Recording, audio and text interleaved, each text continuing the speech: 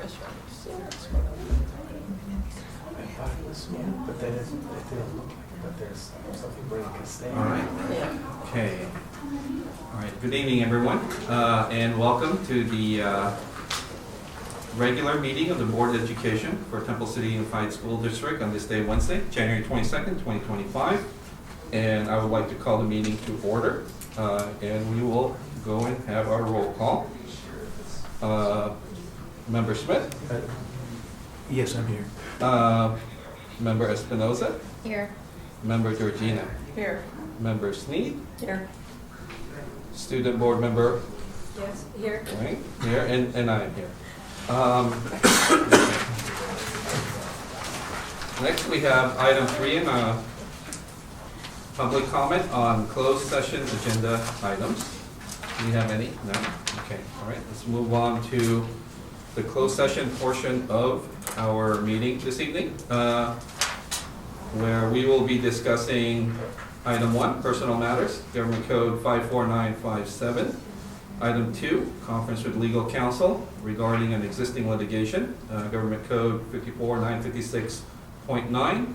And there are 2 cases of that, and OAH case number 2025-2080667 and OAH 2024-09-0112. And finally, we have an update on labor and negotiations. Can I get a motion? Oh, government, I'm sorry, yes, Government Code 54957.6. All right, may I get a motion to adjourn to closed session? So moved. All right, moved by Member Smith. Can I get a second, please? I'll second. Oh, second, okay, Member Espinoza, second, okay. All in favor? Aye. Okay, 5-0, all opposed? Okay, vote is 5-0. We are now in closed session at 5:32. Thank you. We will be back. You should round it up to 6. All right, good evening, everyone. We are going to be reconvening here. Can I get a motion to reconvene to open session? So moved. Moved by Member Smith. I'll second that. Okay. All in favor? Aye. All right, all opposed? Okay, motion carried. We are back to open session at 5:58 p.m. All right.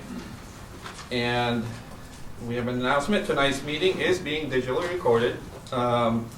Next, we have our Pledge of Allegiance, led by none other, Mr. Stephen Shee.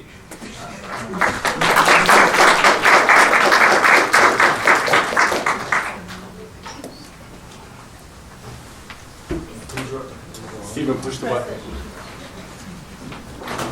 Please rise for the Pledge of Allegiance. All veterans, please salute. All others, please place your right hand over your heart. Please join me in the Pledge of Allegiance. Ready to begin.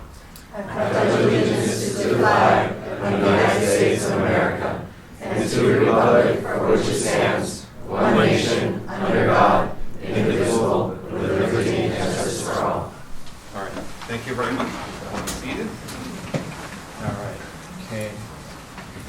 Next item, we have announcements of actions that were taken in closed session, if any, and there were a couple actions.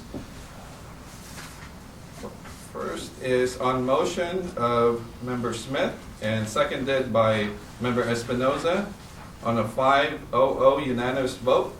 The board. Oh, I'm sorry, I apologize. On motion of Member Sneed, seconded by Member Espinoza on a 5-0 unanimous vote, the board took action to approve a settlement agreement regarding OAH case number 2024-080667. Okay, and there is one more. On a motion made by me and seconded by Member Sneed. Oh, Smith. MS. I'm sorry. Yes, okay, I'm off to a great start. Okay.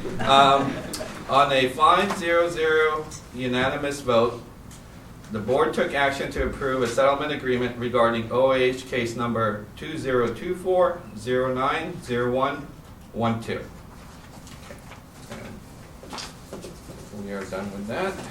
All right, next item. Do we have any changes to the agenda? No changes. All right, outstanding. Okay. All right, so let's go ahead and vote to approve the agenda. Can I get a motion, please? I'll move. Okay. I'll second. All right. Motion by Member Sneed, second by Member Espinoza. Preferential vote, Member Wang? Yes. Okay. All right. All in favor? Aye. All opposed? Okay, motion carries. Agenda is approved. All right, next, and we say this at every single meeting, and it's absolutely true. The best part of our meeting and the validation of why we do what we do is our special recognition and presentation of our students. And this evening, we are recognizing our Temple City High School Advanced System Design students, and led by none other than the incredible Mr. Dave Dickey. Please. Thank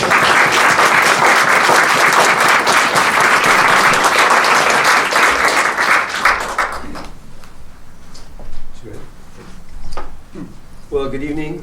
Thank you for having us. Good evening to the board members, Superintendent Kuna, family members, friends, and students.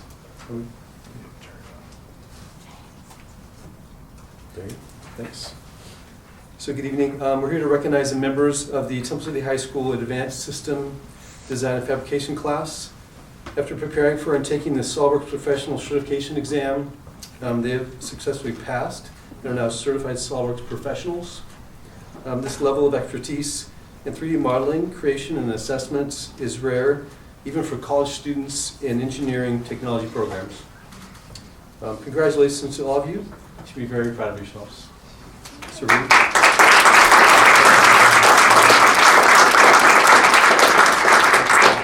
we're going to go ahead and pass out their certificates. Oh, this is mine. I think one still left there somewhere. Sorry. Can I get someone to help me pass these out? Does anyone help pass Yes, out? absolutely, yes. All right. Actually, you know what? Does anybody have any comments that they want to say to them? Or anything like that? No? Okay, all right. Let's do the, Make a Yeah. presentation. Okay, Yeah. sure. once you get your, Okay. So first off is Sienna Chi.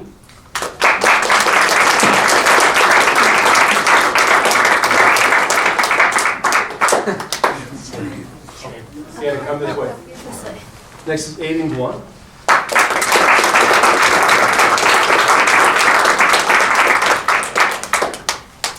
Yuma Harasi.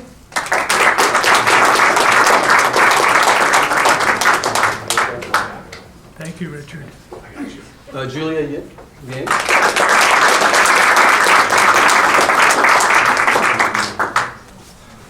Alex Lin.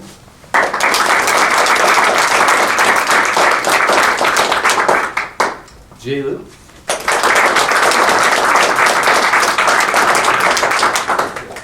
Olivia Lu.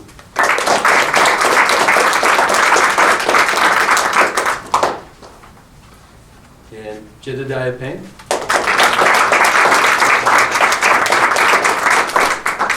Oliver Gunn. Harry Shane. Stephen Shee.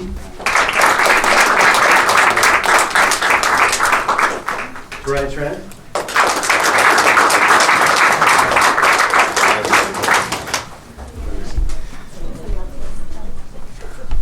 Sylvia Wang. Make some space.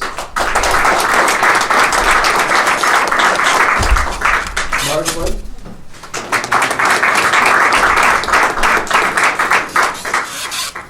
Isaac Swim.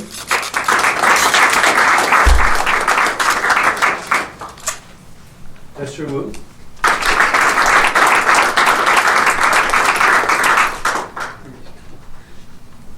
Sydney Z.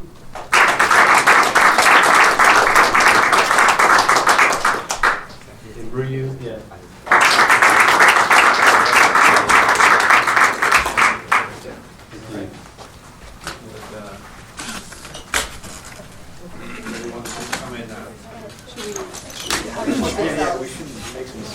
You guys need to organize better. I'm not responsible for this, but you guys need to do a better job. We'll do Yeah. the short People in line. the front, Right. and then we'll be like, Yeah, you guys can come forward a little bit. We'll be right behind you. You're the stars this evening, so you need to be up front. We always are in the back. We're just short people. Come up a little more. Come up a little more. Yeah. Yeah, all of you guys, come up a little more. Come up a little more. should we kneel? Some of you young Yeah. folks can get down. Right. That's fine. Yeah. Can you already squat? Yeah. Can you already squat? My knees are gonna crack twice. That's a lot of tall kids. There is. Everybody's good except I cannot see your face in the back. There you go. That's perfect, right there. Okay? And somebody had a mask on, I guess you took it off? Okay, great.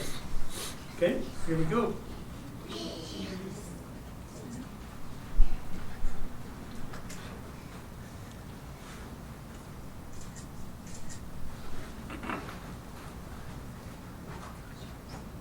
Great, thank you.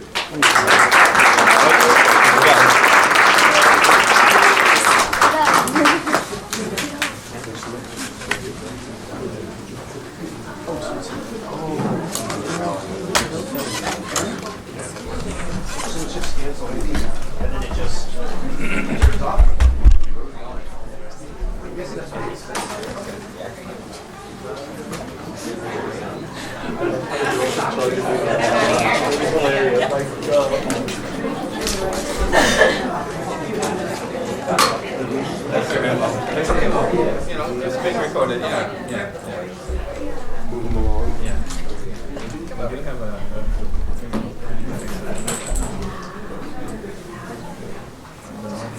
all right, okay, fantastic. Let's go ahead and move on to the next item on our agenda. Public comment on agendized and non-agendized items. And we do have one this evening from Mrs. Roblack and Mrs. Gardner. Hi, welcome. And, representing the Temple City Council, PTA. Okay. Good evening, everybody. Forgive me, I get really nervous when I get up here, so then I wish. On behalf of Temple City Council PTA's Honorary Service Award Committee, we are excited and proud to announce our recipients for the 2024-2025 school year. We would also like to invite everyone to celebrate and recognize our honorees at our Founders Day event on February 15th at Live Oak Park Community Center. We hope you'll join us. For our first winner. This individual is humble, quiet, and some might suggest a bit shy, but a powerhouse in our volunteer community and a true asset to our PTA organization. He still volunteers at Cloverly years after his two children have moved on and are now both at the high school. He serves as a board member on Council PTA and is instrumental in helping with our football snack bar year after year.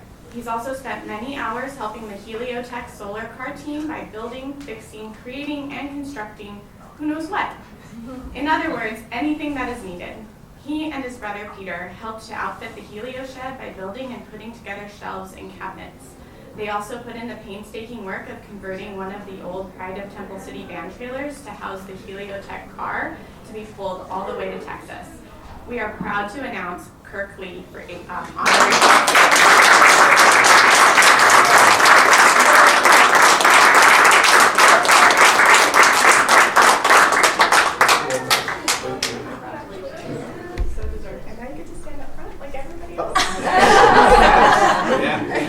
Yeah, no good deed goes unpunished.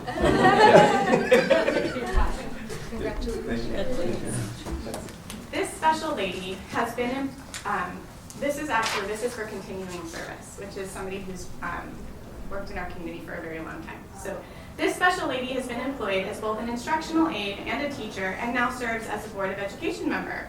She has been a pivotal part of our Temple City community, whether being involved with the Camellia Committee, Women's Club, Historical Society, and Relay for Life, just to name a few. You can see her attend almost every event in our school community, which demonstrates a significant commitment and dedication to our students and our TC community members as well. We are excited to select Mary Sneed for our continuing.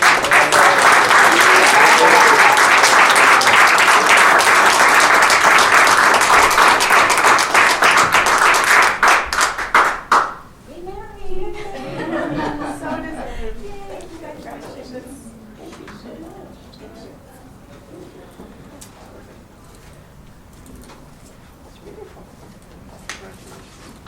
And for our final honorary service award, the Temple City Schools Foundation is a nonprofit organization that provides funding, programs, and community support for educational opportunities and enrichment that benefit the students of TCUSD.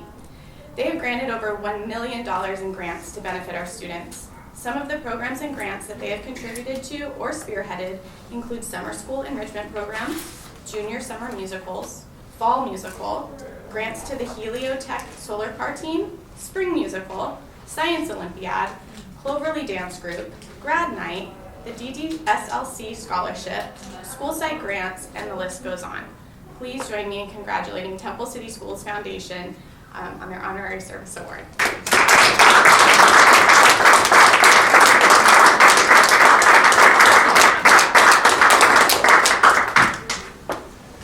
She's in charge. I was gonna say, thank you so much. Thank you so much. Thank you very much. That's very, very sweet. Congratulations, they're married. It's exciting. Congratulations. Amanda, Yeah. Maria, you guys gotta get There we go. All right. It's And then time. board. And you and me. Oh, no, Yeah, yes. that's No. what Yeah. it is. Oh, She's the yes. chairperson. Oh, yes. She's the council president. Just like permanent PTA.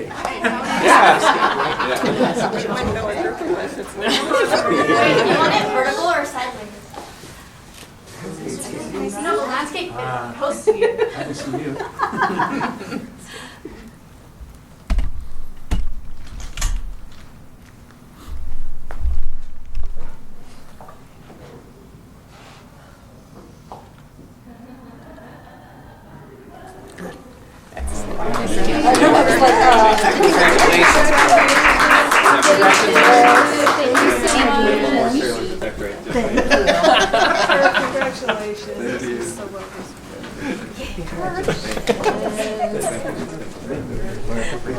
Congratulations.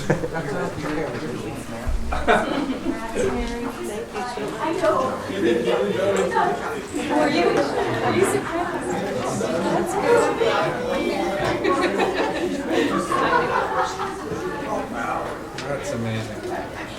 Not really, though. Outstanding folks. All right. Okay. Wow, that was awesome. About that, but all right. Next on our agenda, some community updates. Okay, so I've got a few things to share with our community, general public. On Saturday, well, this Saturday, January 24th, from 12 to 4 p.m., Temple City will be celebrating their Lunar New Year, and it's going to be held at the park right across the street from us. And we just want to let everybody know, if you can, please drop by and join the festivities. There's going to be lion dancing, dragon dance, sample of traditional cuisine, some raffle prizes, family activities. There's going to be an area for kids to play, some live entertainment, and some information booths. And yeah, to all our friends out there, happy Year of the Snake. And next we have, on Friday, January 31st, from 11:30 in the morning until 1 p.m., the Temple City Chamber of Commerce is hosting a legislative roundtable lunch at their City Hall patio. And they have our 28th District Representative Congresswoman Judy Chu as a featured speaker. If you are interested, you can purchase tickets. It's $20 for members and $30 for non-members. And I would assume it's open to the public, yes? Okay, so, and on February 1st, Saturday, the week after that, of course, it's something it's an age-old tradition, 81 years. It will be the Camellia Festival Royal Court Coronation. That's going to be held at Live Oak Community Park, where we will select a group of wonderful first graders to represent us for the year, and that's always such a fun event. And then we have next on Saturday, February 15th at 6 o'clock. And our fine folks were just here to share their event, which is the Council PTA Founders Day Dinner and Honorary Service Award ceremony. And it also is going to be held at Live Oak Park Community Center at 6 o'clock. Tickets are $25, and please RSVP at your local school site by January 31st, or you can also purchase tickets for $30 at the door. And I can't say enough how important Founders Day is for this community. It is, you know, a bedrock of who we are and how we've been able to continually provide and support, I would say, the students of Temple City Unified, but just in the community at large. And these are those moments that bind us, and it's such a great opportunity to be part of it.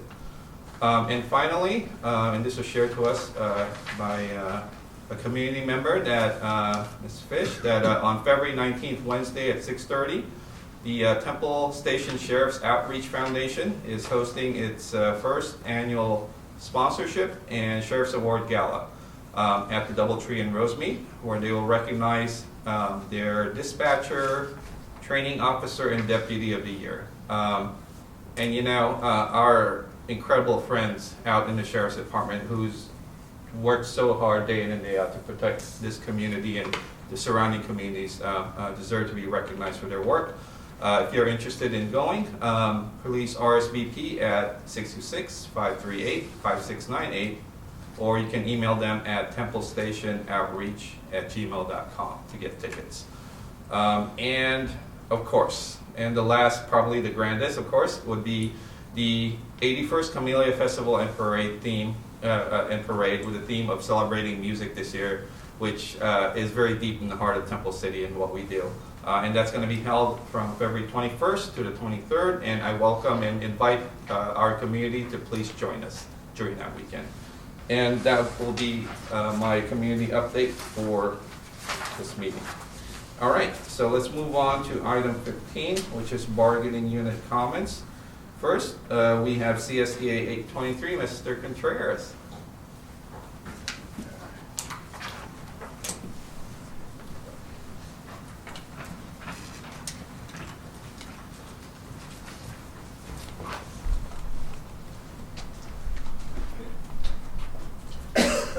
Good evening.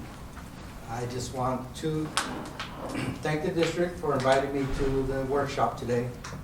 And not only it's good to hear what's coming our way as far as budget, goes, but I like that we had time to spend together and, be together, represent our district, and spend time to talk. It was really good to be around those that went, and I do want to thank you again for inviting us. I think it's important that we're all involved in that, so we all pretty much know what's going on and we're not second guessing things. But again, thank you. Great, thank you. Next, we have TCAA, Ms. Cameron. All right. Okay, next we have CSEA 105, Ms. Haddow. All right, okay, moving on. We have item 16, that would be district updates. First up, we have business services, Ms. Wu. Good evening, happy 2025. I will follow up Mr. Contreras' presentation. Yes, this morning we did have fun, and because the message is not that bad, and we and the board members, superintendent, and our union leaders, and the exec cabinet member, we're all in Anaheim Hilton. And we attended the School Service of California, the governor's proposal for the state budget and the education for the 25-26. This is also important for the district. We will use all the budget assumptions released this morning to prepare our second interim report. So American Water, as I reported to the board last year, they funded for us replace the 3 schools for the drinking fountain station. The project will be spread to 3 years due to their budget cut. So we finished last year for the 4th station, and they right after the beginning of this calendar year, they contacted me, they proposed for the additional 4 station changes at high school, Coverley, and London. So our MO staff will work with them to do the assessment and the schedule day for the replacement. The third thing is this semester we had a couple of new students. It's always good to see that we have new students coming. And the new students, some of students are actually from China. They really like our school, and the family specific share with us that they like our principal in London, like our teacher, and guess what? They also like our food. So it's good to hear that. So the last thing is, as the community all face that on January 7th, the heavy wind and caused our couple of school side, the tree felling and our high school fence is abandoned. So Minnesota Department has initiated the FEMA process. We have worked with LEGO and the JPA.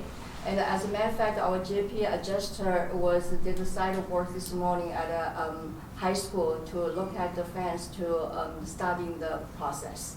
So this is also part of the resolution we request the board to adopt this evening to make sure that we have a quick repair so that keep our school and staff, students safe. So that's my update for today. Thank you very much. Okay. Next, we have Ed Services, Mr. Lowen. Good evening, everyone. Excited to say after a year plus of planning, we held our DLI lottery last week. We have 44 families, our 44 children, ready to be the inaugural class of the 25-26 dual immersion program at Longden. It was exciting. We had parents in here cheering. We had Ms. Sneed with us pulling the numbers out as well. So it was exciting. The benefit or the good part on the backside of the lottery, we also have a robust waiting list. So our families have until next week to decide if they truly want to be a part of the program now that they're in, and if not, we have a waiting list of students who are eager to join if they do not. Also want to remind our families that our students in 5th, 7th, 9th, and 12th grade will be taking the annual Healthy Kids Survey. The survey helps promote positive outcomes at our schools. The survey will be administered over the next 2 weeks, and our principals will be pushing out a similar survey to both staff and parents so they can take that as well. Another exciting piece of news, again, a year in the making, we are partnered with the Chamber of Commerce, and we created the Professional Pathways Program. It's really a mentor program for our high school kids. So a year ago, meeting with Art and Connie and the Chamber of Commerce, the Chamber asked, what can they give back? What can the businesses give back to the community? And so it was really talking about those students who may not want to go to college right away, but explore the world outside. And so our local community shops and stores and business owners all volunteered to jump in. So we have 10 businesses. The Temple City Unified is a member of those businesses as well. So we have 20 students who will be coming through being mentored, and it's really about the soft skills. So we produce brilliantly smart kids. That soft skills is something you don't necessarily teach in school, but it's something you learn on the job like we all did. And so it's exciting. Yesterday we had 2 students here who had the opportunity to see what the business office does, but they also got to come down and sit and watch the Personnel Commission in action as well. So I'm excited to see where this leads and what our kids get out of it. And then finally, I want to thank Bill Shaver, class of 1965. Bill reached out at the beginning of the school year. I do not know Bill. He reached out, he called me, said he's class of 65. He went to both Longden, Oak, and the high school, and he wanted to give something back. So he creates puzzles. And so he created a large wood puzzle, 50 states, magnetized so you could pull it out, and he wanted me to give it to Longden. So Longden is now in possession of this beautiful puzzle. So Bill Shaver, if you're in, he's out of state. Do not ask me where he's at. But if you are listening, Bill, thank you very much from Temple City Unified. Great, thank you. All right, outstanding. It does not look like we have a report this evening from Human Resources, so we'll go ahead and we'll move forward with board member comments. I hope I have my formula correct. First, we will start with Member Smith. Oh, okay. Thank you. A few things. had a chance to attend the memorial service for Nancy Bolgen 2 weekends ago, and I have known Nancy over the years, gotten to know her, and I was always very impressed with the demeanor and when she conducted herself. But it was really impressive of the people who showed up and the things they had to say about her, and she was just a wonderful lady, and it's a shame that she's gone, but it was a very nice service. I also had a chance to attend the Camellia Festival Ice Cream Social on the 16th. It's always really cute to see all the kids who are being considered for the court, and it was a very nice little festive at the Women's Club. On the 17th, I had a chance to attend the Temple City High School Utopia Dance Concert. That was really nice. It moved quickly. There were a lot of great acts, and they've done a lot of things at the San Gabriel Civic to spice up the lighting and whatnot, and that was just really enjoyable. So thank you for everybody who put the time and effort into that. Today I had a chance to attend the School Services California Governor's Budget presentation. It was about 3 hours long and discussed a lot of things. For the most part, my takeaway was that things are fairly nailed down at this point, but never say never, I don't know. Then I have to share, I get around the district quite a bit, walking around and whatnot, and I've seen a fair number of just really stupid things that have been done by students and parents, or at least I believe they're parents, driving cars and dropping off. But yesterday morning, I saw what I think is the most reckless thing. I was headed south on Oak Avenue, and I watched 3 kids on one motorized bicycle blow through the stop sign, went all the way to the northbound lane where a car was rapidly approaching, and then they swerved back into the southbound lane, which was directly at my car, and then they got control and they laughed hysterically and rode off. So this is something that I think we need to focus on as a district, but it's not just the district. It may include the city, and I think maybe include some sort of way to educate the kids, I don't know, just the high school or what, but how important things are. I mean, those kids came close to being hit twice by 2 different cars, me one of them, and thank God I was stopped. But I think that's something we need to address. I know we have a meeting tomorrow with the city, so I'll be bringing that up. And I'm sorry to catch you off guard. And then an acknowledgement. I believe we had at least 2 employees who lost their homes due to fires, or Yes. yeah. So that's a shame. But I hope we as a district can do things that we can. I mean, I know we're limited, but just to help ease that pain. And then lastly, there are 3 individuals identified in our agenda tonight who donated $2,100. And I think it was, gosh, I forgot, I didn't write down the amount. There was a pretty sizable contribution from the Bradleys, and I want to thank them for that too. $600, okay, yeah. That's it. All right, very good. Thank you so much, ma'am. Next, we have members. Thank you. Yeah, we ended 2024 with lots of wonderful concerts and performances, and it was a really nice ending to the year. It's hard to list them all, but just thank you to all the staff and students who worked so hard on whatever performance they were doing, including the dance concert last week. Yeah, we always look forward to a new year and what it brings, either a fresh start, a new resolution, a special event, or we just hope for new challenges. Unfortunately, 2025 gave us a very rough start. We had to say goodbye to 3 longtime members of our district, Roger Lockheed, Nancy Bolgen, and Kim Hartman. They all left a very special mark on our lives, and each in their own way made an impact, making our district a better place. So my prayers and condolences to all their families. It also brought us a devastating wind event, as we know. My thoughts are with our staff and families who lost their homes in the Eaton fire. And I want to thank Dr. Kuna for your leadership. That week you made some really hard decisions that kept our students and staff safe.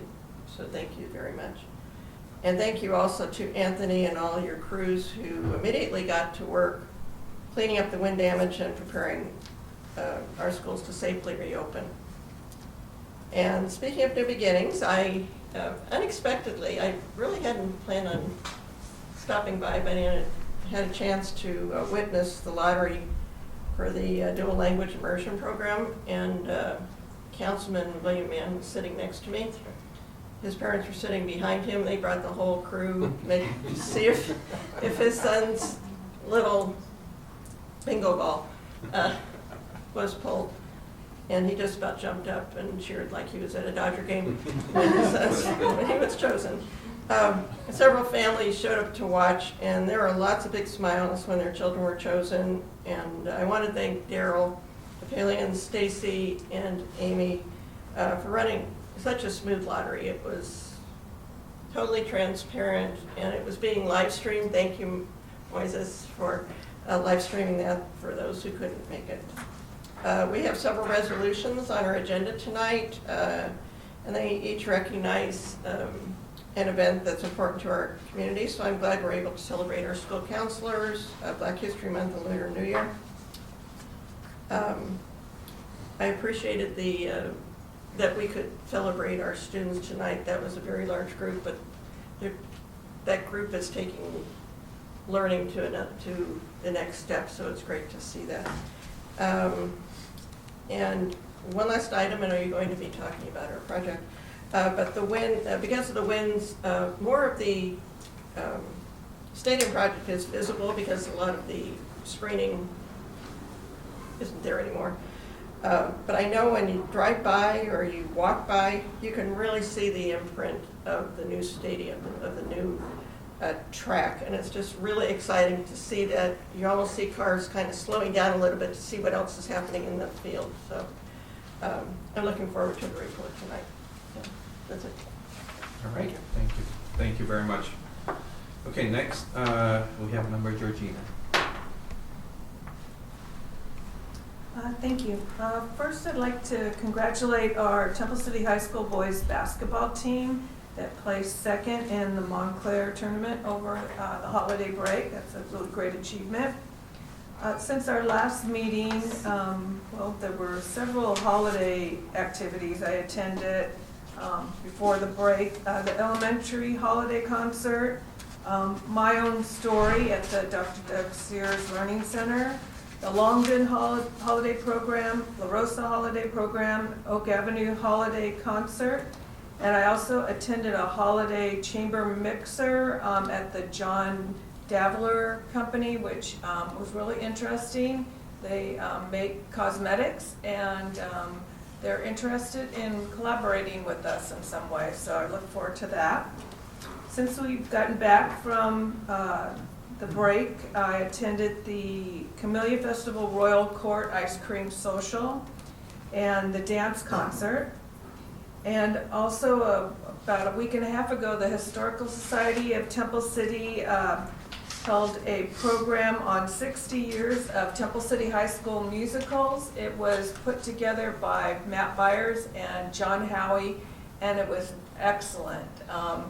Jerry has it on TempleCityPhotos.com if anybody'd like to see it, but John really worked hard on that, and he has snippets of musicals going back 50 years at least, and it's just really interesting to see, and it was just goes to show the commitment this district has had to performing arts. And when somebody was asking me, oh, I bet back in the old days that they weren't that good. And I'm like, no, they've always been really good. The only difference now is we have more special effects. But they've always been like just class performances. So if you get a chance, go on Jerry's website, TempleCityPhotos.com, and watch that video. It's well worth your time. All right, thank you very much. All right, next it would be my turn. And piggybacking on what Member Georgino mentioned about our visual and performing arts program, it is incredible. You know, we went through a lot of holiday events, and one of the biggest takeaways for me is watching all of our elementary school kids and what they can do today. And you can see the projection of where they're gonna possibly end up as they keep moving, as they keep growing and enriching themselves. And I'm really excited, you know, in the years ahead for everything that we do at the secondary level, whether it's at Oak or at the high school, because you can see the talent now, and you can see this excitement, and you can only imagine what's gonna be like once they get there, because now we have this incredible opportunity to have this comprehensive program at that level. So, and you know, that culminated to the dance concert that a lot of us attended, if not all of us did. I mean, it gets better every single year. And you know, I can say that my daughter once participated in these things. It's always been something that's incredibly fun. And again, the talent, the commitment, the dedication, it's there. I mean, it's unquestionable. We put together a world-class visual and performing arts program. I'm very proud, and we are very proud to say that. One of the other things that I also took part in, wearing my STEM hat, is our high school science Olympiad team competed in a couple of tournaments during the break. As a matter of fact, this past Saturday, they were at this really large event at USC, which, by the way, they're going to be hosting a national tournament the following year. So, and our team placed second out of about 90 teams. I don't say that lightly. And they came within 2 points of first. And no, it's absolutely wonderful. And the kids were excited. And again, one of the things that is different for us this year is now we have expanded those opportunities, and you know, I incredibly thank like the district for allowing this opportunity to get more kids involved, for them to explore and get these experiences. It's so incredibly beneficial for them. Yes, the workshop, you know, sometimes no news is good news, right? And hopefully things can only get better. And I would like to recognize our students this evening that were here. And again, that's a STEM-related thing, which is incredibly close to me. And as a matter of fact, I can attest that at least 7 of them I see quite often working on their things. I'll leave it at that. They have different projects that they're involved in. And you know, that certificate that they have essentially allows them, if they choose not to, say, pursue their studies after high school, to get hired to do engineering work. They would certainly be there. And I can say that what Mr. Dickey has given them is an absolute gift. And I think they understand that, and they realize it. And I wouldn't be remiss to say that this group of kids is probably more knowledgeable in these areas than some first-year college students, because of what Mr. Dickey's done. So that again is a testament to the power of our staff and the education that they give to our students. And also, I'd like to, of course, you know, recognize all of our recipients for Founders Day. We know we sometimes say, you know, it's a lot of the same folks, but that is also part of our strength.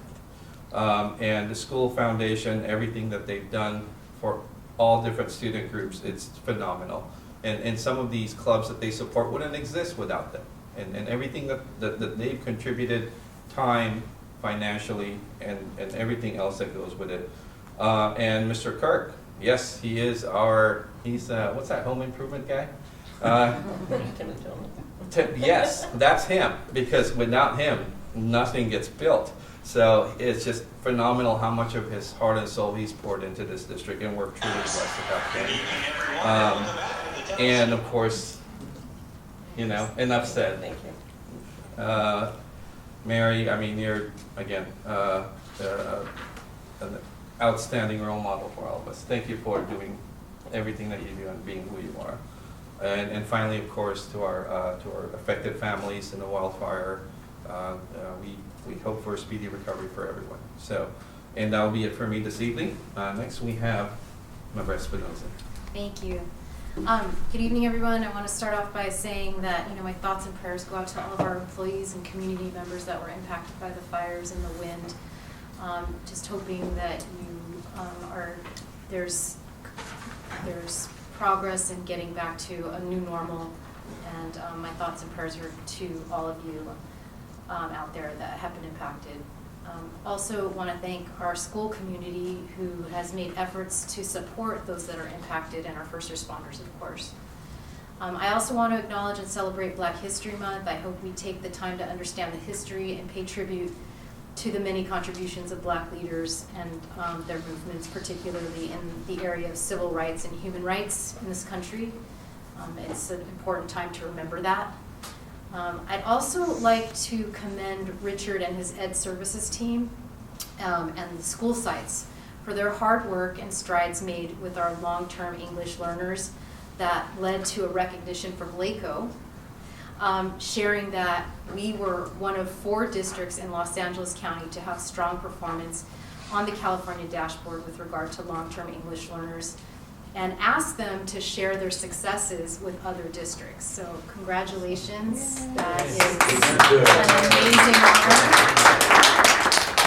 honor. I'm also very excited about the dual language, so thank you for that update. And thank you again to your team and to everybody involved in making that happen. Very excited about that.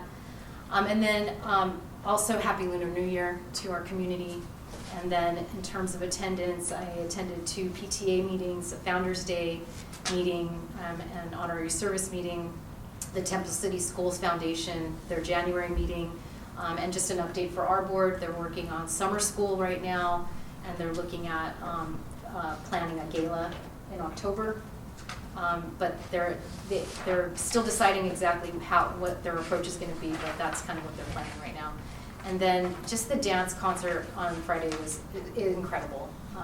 They are just such amazing, strong dancers, and so much talent at all levels. So keep on doing what you're doing, kids and students and staff, and just so proud to be part of the district. So thank you. Great, thank you very much. Next, we have student board member comments. Ms. White. Thank you. My first update is about the homework policy that I presented a few weeks back. And Ms. Lee, after winter break, she gave me an update for our high school specifically. And it's that our Canvas system automatically sets the due date time for assignments at 8 a.m. now instead of 11:59. And this way, students have time to complete their assignments before class time still, but without the stressful 11:59 deadline.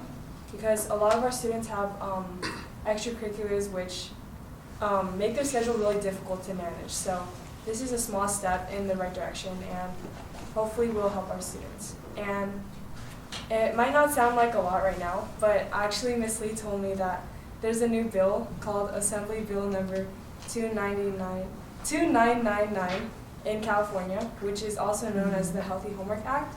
And that essentially has the same idea as the Homework Bill of Rights that I proposed. And it's for all grades, and it has to be adopted by the 28 to 29 school year. And this is an opportunity for the district to work with the staff and students alike. So that's in the future. And ASB has been working really hard on our winter formal, Wish Upon a Star, which is this Saturday. And ASB elections are also coming up this month.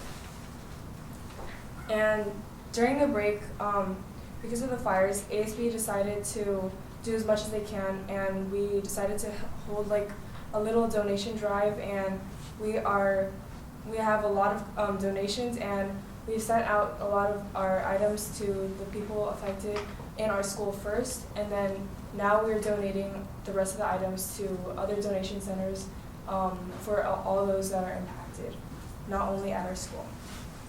And I also attended the Utopia dance concert last Friday, and it was really amazing, and I really love Dragonflick's lighting. It was sometimes a lot at times, but honestly it was just so amazing to see, because it's like honestly an art form that I don't understand, but it's just amazing to look at. And yeah, and thank you to all of our volunteers, staff, and parents. It was a really perfect night. And not to mention the record-breaking donations from the voting. And I'm really hopeful for Avapa's future as it keeps growing. Lastly, I just want to honor and thank all those who have went out there, volunteered, donated, our first responders, and just all the tremendous efforts that I've seen these past few weeks regarding the fires. And it's been a really hard time for the people involved and affected, so I just want to recognize the people's support. Thank you. Thank you very much for that. Next, we have superintendent comments. Dr. Kunin. Thank you. I try really hard not to repeat what all of you say, but some of it does bear repeating. I could not agree with Member Sneed more. Like 2025 so far has sucked. Like it's been rough. As a TCUSD family, we've lost loved ones, we've lost property, we've lost a sense of normalcy, and so I just, and everybody who leaves us leaves people behind, and so my condolences to Becky French and Jeff Bolgen and Sophia Hartman, on the loss of their loved ones who, and we lost them as well, but they're really feeling pain from their loss, and I know it's tough to go through, and I really do appreciate how so many of them handle these situations, and I thought the services from Nancy were outstanding too, and just a good legacy that she left behind. And so we also have, like I said, people who've lost property. My heart goes out to Jimmy and Lisa Yu and Adria Moeller, and it's going to take them years to be able to find a sense of normalcy again. At this rate, and I've been talking to folks, like they're thinking 4 to 5 years before they can get back into those homes, and build new ones. And we have people who have been displaced. We have. These are just some of the ones I know of: Reggie and Sue and Kendra and Chris and Sally and Nina. Who can't get back into their homes, or who have gone back and just can't live in their homes because of the smell. And so I'm hoping that they find some normalcy soon. And we have, families too. We have families that were on permit here. And I know of at least 3 students who they don't have a home anymore. And so, it really was devastating. And so it's just, it's been a tough start to the new year. I will say that on Friday, it had just been a long couple of weeks, and I was thinking I was too tired to go to the dance concert, but I'm so glad I went. It was such an enjoyable show, and something that really helped take my mind off of everything else that was going on. And so I have to say thank you to Jenny and Lisa and Robin, Kelly, Katie, Marta, Elias, Mike, and particularly I want to thank the staff members from Temple City High School who got up on that stage and danced. Elena and I talk a lot about culture, and she has done such a phenomenal job of changing the climate and culture of that campus. And part of it is because she does those things. And I don't know how she does it. Like, I look at her and I'm jealous sometimes because I wish I had that in me. I just don't. I'm glad she does. But I do think the staff at Temple City had a phenomenal show. The kids did an outstanding job. And I agree, every year it gets better and better. And that being said, with as tough as things are, next week is the Kindness Challenge Week. So I do implore everybody to just, with everything that is going on, and we talk about this all the time, the negativity out there and the hate that is just bred upon comments that are made, it really would be nice to just be kind to each other and particularly acknowledge Kindness Challenge Week next week. I know Longden is doing a few things, and I'm assuming some of our other sites will do it as well. On another note, I received an email from LACO today. I was talking to Deborah Eduardo, the county superintendent, probably a month or so ago, just about how I felt like LACO could really could do more with regards to legislation. and how it impacts all of us. And so she reached out to me today and invited me to go to their Legislative Action Week in Sacramento to meet legislators in February. So I will probably take her up on that and talk to some of our local legislators and see, and just kind of share with them, you know, how the decisions that are made at that level, the impact that they have on all of us. So I was appreciative that she listened. I know sometimes you have to be careful what you ask for because I won't be doing that now. But yeah. So, but I am looking forward to that. And then finally, I want to say that I agree, Art. It is nice to be able to sit down in a comfortable setting and just talk. So I appreciate the time that we had together today with our labor partners. And I really do want to say that I appreciate our labor partners. You know, the relationship that we have and the ability that we have to work together. And so thank you. And that's it. All right, thank you so much. Next we have written communications, and we do have one, and interestingly it is from Lakewood. And this is their response to our first interim report, and they are happy to say that, according to this section of this letter, that our analysis of the data provided indicates that the district should be able to meet its financial obligations for the current fiscal year and subsequent 2 fiscal years. And in bold, we therefore concur with the district's positive certification. So we thank Lakewood for that. And Connie. Yes. Yes. Okay, next we have the discussion information item portion of our agenda. Items that the board would like to discuss or information presented to the board, and these items do not require board action. First, we have a review of our William Complaints Quarterly Summary for October 1st, 2024 through December 31st, 2024. Mr. Loman. This is the routine quarterly Williams report. At this time, we had no filings against us. Excellent.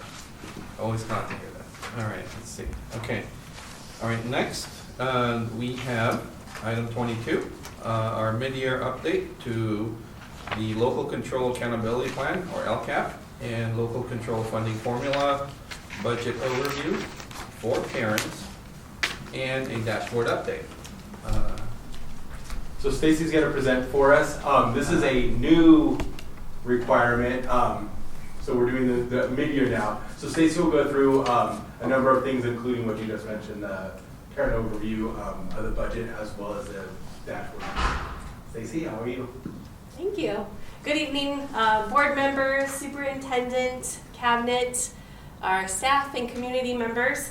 Yes, it is now LCAP season, and so this marks the beginning of probably quite a few board presentations that I'll be doing over the next few months. This one is considered the mid-year update, and essentially it looks at the expenditures and the implementation that we have done as a school district through the end of December. And so as Richard mentioned, back in 23, there was a Senate Bill 114 that indicated that as school districts, we now have to do a mid-year report to the board prior to February 28th. And it's very specific about the expectations for us to cover. They want us to cover the updated metrics related to the LCAP, and then also give you an update on our expenditures, our spending, as well as implementation on each of the LCAP items. So just as a reminder, when you approved our LCAP last year, there was the LCAP budget overview, or as we refer to as the BOP, the budget overview for parents. And I'm going to direct your eyes to the right side where you see the darker blue circle with the smaller gray piece of pie. That's where you see the LCFF funds that we received $58 million in regards to our base funding. But then we also received that smaller piece of the pie, which is the $5.6 million in supplemental and concentration grants, which is essentially the dollars that we look at when writing the LCAP. But as you move your eyes over to the larger piece of pie, you can see how that fits in the blue section. But we also call out our federal funds, our local funds, and other state funds, and some of those are also included within the LCAP report that I'll be sharing today. So as a reminder, our parent committees last year did an update to our 3 LCAP goals.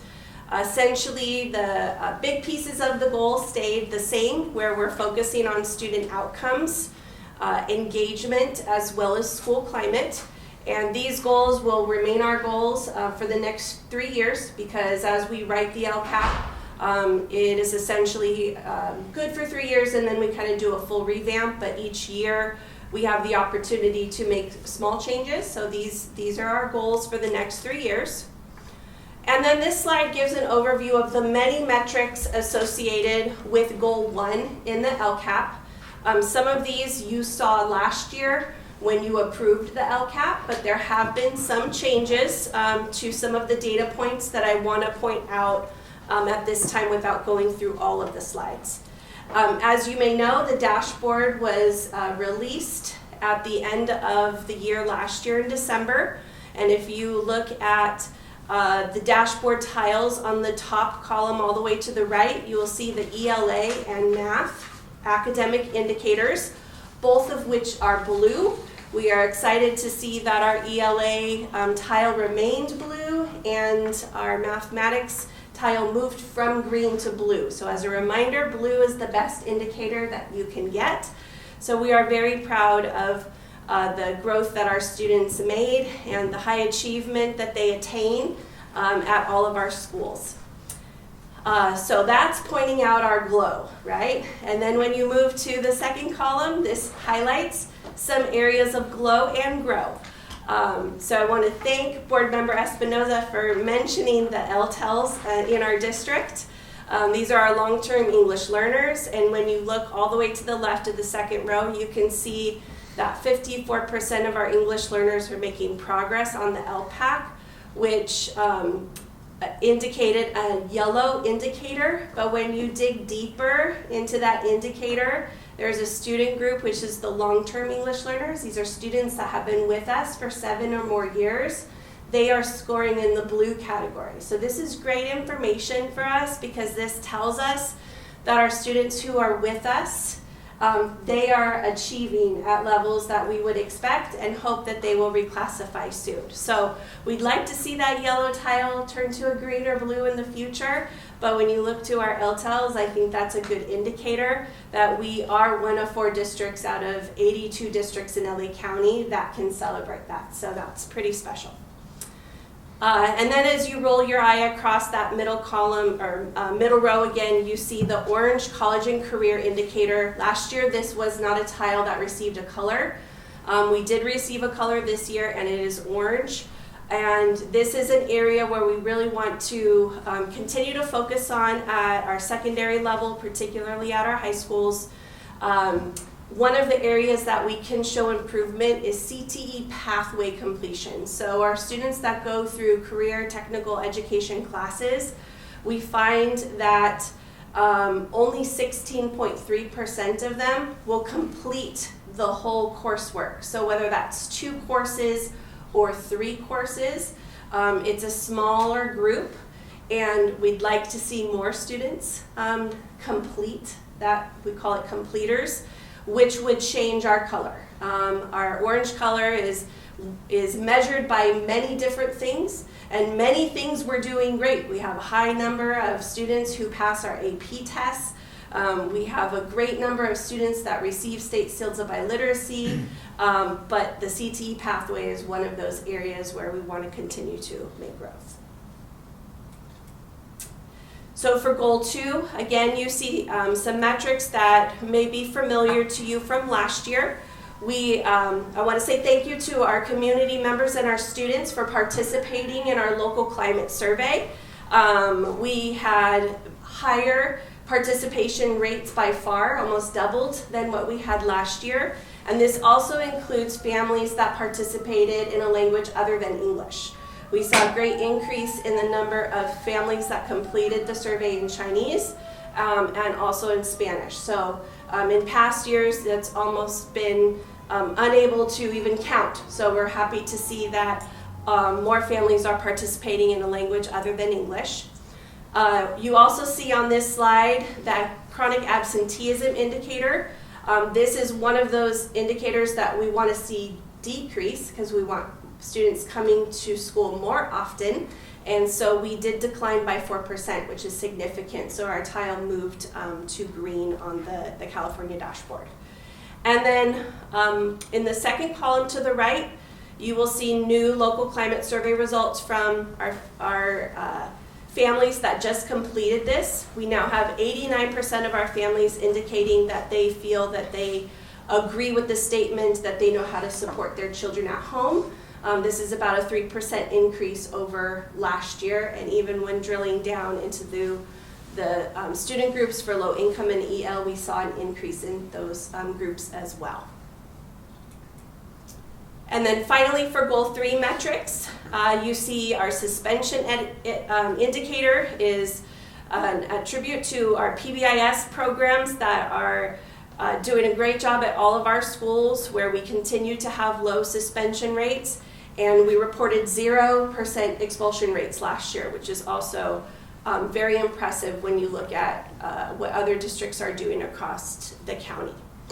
And when you look in the middle column all the way to the right, you see those new survey results where we have 82% of our students who reported that they feel safe at school. And then just below that, you can see the percentage of students that indicated that they often or always have at least one staff member that they can go to talk to be able to get help with something. So these two percentages are good, but we'd like to see great. And so one of the things that we'll be doing as an Ed Services team is going around to the school sites and having conversations with students about these survey results to get a little bit more insight on what we could do to be able to make the campus feel more safe for them at school, or maybe why they marked the way they did related to the having a connection with at least one staff member and what we could do to improve that too. So as we go through the LCAP implementation, you will see the levels of implementation related to fully implemented, partially implemented, planned, or not implemented. This does not have to do with the dollar amount. We can still have something that's fully implemented even if we haven't spent dollars on it. But you will see the dollar amount as well associated with each of the LCAP actions. So for the sake of time, I'm not going to go through every number and every implementation level, but there are 2 slides that you will see related to goal 1. This is one of 2, and I wanted to first point out, because I know Connie's eye is looking at that 1.1 Common Core materials, where we budgeted $500,000, but we've spent $1.49 million. And this is because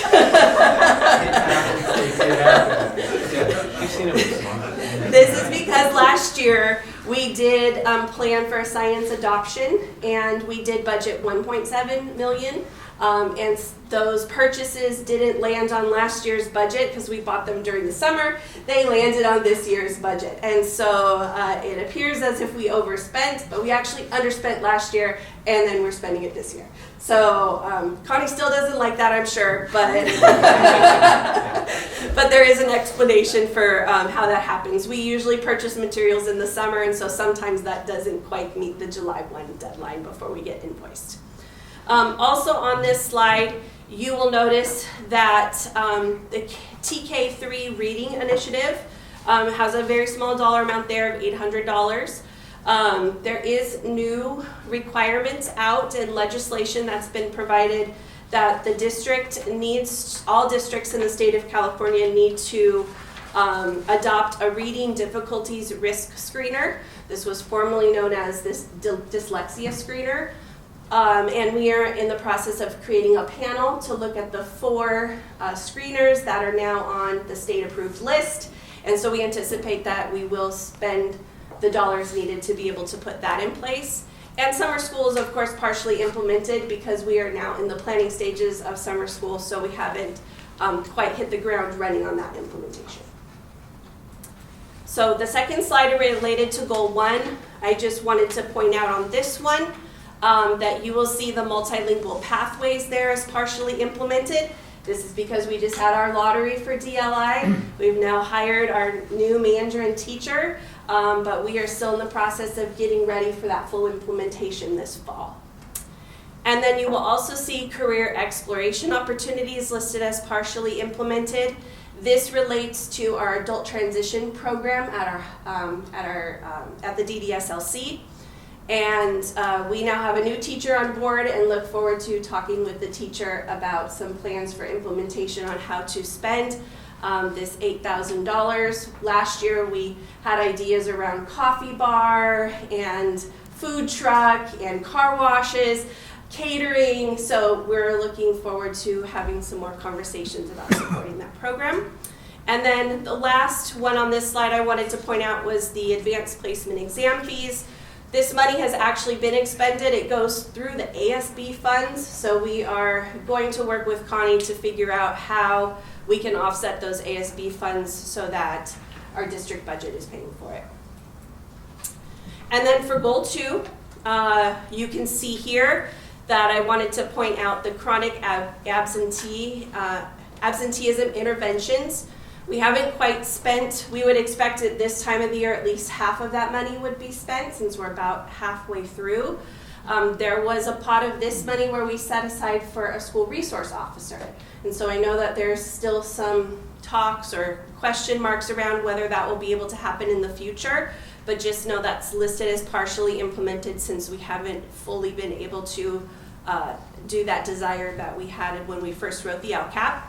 And then at the bottom, you'll notice that all of the ones related to professional development, 2.7, 2.8, 2.9, are listed as partially implemented because we are now making our January 29th a professional development day, understandably so, since we missed some school days related to the wind and fire. We are in the process as an Ed Services team of talking about how we can still offer those workshops we were going to offer to staff, potentially either after school or during the summer. And then second slide related to goal 2, pointing out language acquisition and ELD professional development. Our teachers, our elementary teachers are currently going through Be Glad training, and they still have one more PD day left. So we have that marked as partially implemented since we're not fully completed with that. And the translation supports. We are still looking for options to support our DLI program with further translations, potentially third-party providers, AI tools to help with translation, various devices. So those are some things we're still researching before we spend the dollars. And finally, for goal 3, you can see here probably the one that stands out the most is related to the social emotional learning resources. We currently are looking at second step materials to support social emotional learning, but we need to do an inventory on what's really needed at the school sites. And rolling back up to student safety, I know we're in the process of installing some new cameras at one of our school sites, and then also looking for programs to continue to support PBIS, maybe something like Safe School Ambassadors. Oops. So just to show you the calendar, if it's going to go back for me. Oh, maybe not. These are the pieces with the check marks are all of the things that we have completed to prepare for the LCAP that you will see towards the end of the school year. Where we're at tonight is that January 22nd board presentation. The school sites will be holding their own site needs assessment while they'll be sharing their survey data and getting input from the families on how they should spend their site dollars and input into the LCAP going forward. And you can see the number of DLAC and PAC meetings that are still being planned, as well as those student talking tours that I mentioned before, where we'll be going around to each of the sites. That is it for my mid-year report. Wonderful. Thank you so much. Before you do any questions, can I just add a comment? Sure. With regards to the college career readiness indicator, I sit on an assessment accountability team through AXA that provides input and feedback to the State Board of Education on some of the decisions that they make. And I shared my concern over this indicator, particularly since now they're affixing a color to it. And part of the reason why I have a concern is obviously completing the pathway is great, as we could see from Dave Dickey's class tonight. But there's another component to the CTE program, which is really the opportunity for kids to explore. And so I may go into one pathway and decide it's just not for me. If I start to grade districts on completion, I am now going to take away the opportunity for kids to explore. And I think we've lost sight of what CTE should be at this level. And so that is what I shared with them, because school districts, more often than not, will change their programs based off of the way that they're graded. And so if you're going to grade based off of completion, I think it does a disservice to kids. And so I don't know if my voice will be heard on that, but I just wanted you guys to know why I have a little bit of a concern with that now being a color on the dashboard. All right, thank you for sharing that, and I couldn't agree with you more regarding that. It really shouldn't be measured in that capacity. Do any of my fellow board members have any comments for Ms. Ayers or questions? No? Yes, Ms. Wang. Quick question. How is the college and career preparedness measured? So it's actually measured by a number of different factors. The CTE pathway was one of them. They also look at the number of AP tests that students take that are of a score of 3 or higher. So they'll count the ratio of how many are passed. They will count the number of students that receive the State Seal of Biliteracy at graduation. They also look at the Golden State Seal and the number of students that received that particular award. They also will count the number of hours that students might be part of apprenticeships or internships, which is something I know we're starting to explore more in our district. And students that might have attended an IB school, which we don't offer here in Temple City, that's another example of something. So they look at all of these indicators as well as A through G requirements. Don't want to leave that out for students that are on that A through G or preparation for UC schools. And they look at students who are, quote, prepared. So the students that have completed these as well as A through G, and they look at the graduating class and they count the number of students that have met these requirements to come up with the percentage that we have prepared in our district. So it's a complicated indicator. And we measure ourselves against ourselves, and we're like, we could do better than that. And then you measure us on all these indicators against the state. We're amazing. Yeah. Like it's sometimes when you put it back into perspective, like how are we doing against everyone else? It's a different lens, Yeah. but we do measure ourselves against ourselves, and we could do better. Great question. All right, thank you for that. All right, well, if there are no questions, thank you so much for the Thank you. presentation this evening. We really appreciate it. Okay, next. Another significant presentation.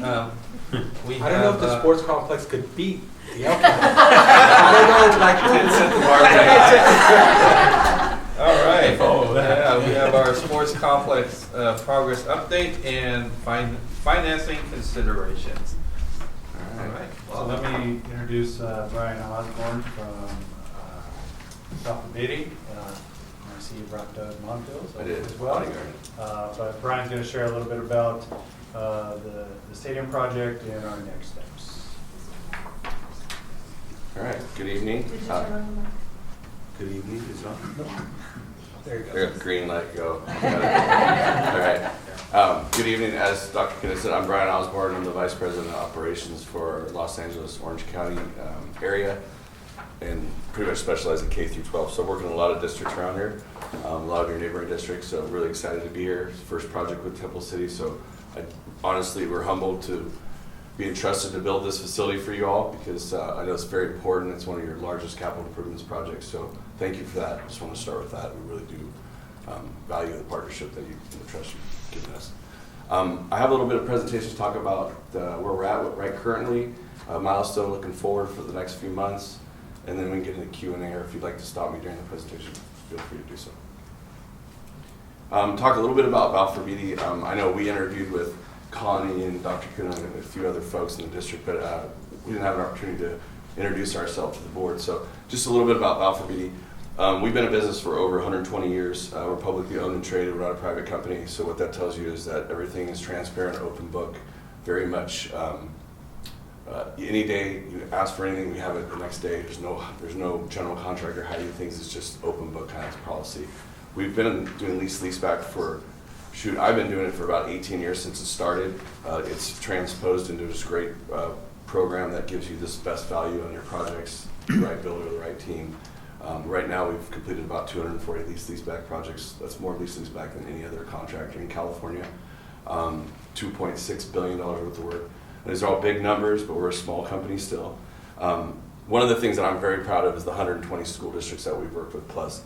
What's important about that number is 95% of those school districts we are return clients that we continue to work with. Some of the districts for 20 years, 15 years. So we hope to build that partnership and that trust with Temple City Unified. And we are the largest education builder in California 2 years in a row. So we are the premier education builder. Enough about us. It's all about Temple City. This is the project, a couple renderings.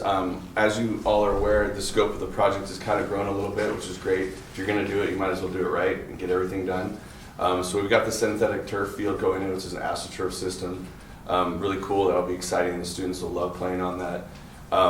You have the rubberized track surfacing that goes on the outside for the runners and the track team, which is going to be great. That also helps with injuries and things like that. They have a nice surface to run on.